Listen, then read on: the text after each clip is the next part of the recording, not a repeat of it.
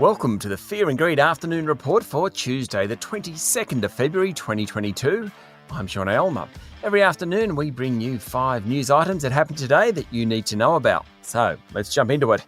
Story number 1. Russian President Vladimir Putin directed his military to enter rebel-held regions in Ukraine's Donbas border area for what he called peacekeeping operations. The move, which undermines diplomatic initiatives to prevent all-out war along the Russian-Ukraine border, was immediately condemned around the world. Prime Minister Scott Morrison warned Mr. Putin to withdraw troops or risk a violent and bloody confrontation.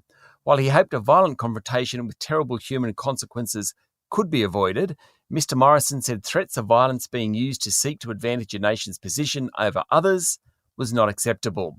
Financial markets responded immediately to the news. Oil prices jumped to a 7-year high. The price of gold pushed beyond $1,900 an ounce, and the US dollar appreciated. This is a story that's changing every hour. We'll have more on it tomorrow morning. Story number 2 is all about the local share market. The news out of Russia triggered an immediate sell-off, with the S&P ASX 200 closing down 1%, though it was much lower in early afternoon trading before paring back some of the losses.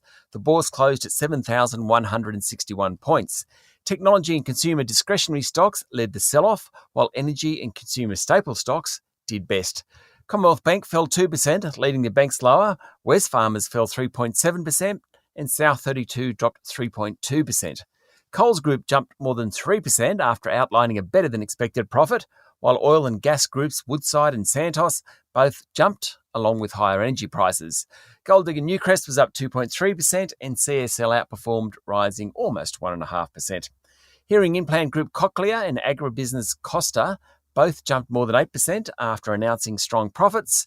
Medical device group Nanosonics fell 13%. It was the worst performer on the bourse after it said it had ended its US distribution arrangements with GE. Lithium explorer Liontown Resources fell more than 10%, as did Tyro Payments, which provides EFTPOS machines for retailers. And buy now, pay later group Zipco continued its dreadful run recently, falling nearly 10%. That's 83% since its peak last February. Story number 3. Australia will dispatch fleets of high-tech drones, helicopters, planes and snow vehicles to Antarctica, pushing back against aggressive Chinese and Russian expansion across the southern ice continent.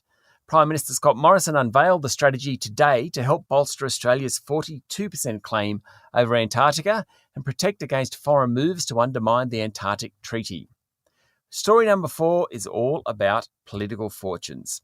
The latest Reserve Political Monitor polling published in The Age shows support for the federal coalition down a touch to 33%, and Prime Minister Scott Morrison's disapproval rating rising to 56% from 50% a month ago. But he does remain the preferred PM, with 39% support compared to 30% for Labor's Anthony Albanese. And story number 5 is an update from something we talked about earlier in the week. I told you about the cargo vessel that caught fire off the coast of Portugal after electric vehicle batteries set off a major blaze. Well, Bloomberg is reporting that the ship was carrying about 4,000 Volkswagen vehicles and could cost the automaker $155 million. It gets worse. In total, there are about $400 million worth of cars aboard, including Volkswagens, obviously, Porsches, Audis, Bentleys, and Lamborghinis. Ouch. That's it for the afternoon report for Tuesday, the 22nd of February 2022. Michael Thompson and I will be back tomorrow morning for the Wednesday edition of Fear and Greed. I'm Sean Aylmer. Enjoy your evening.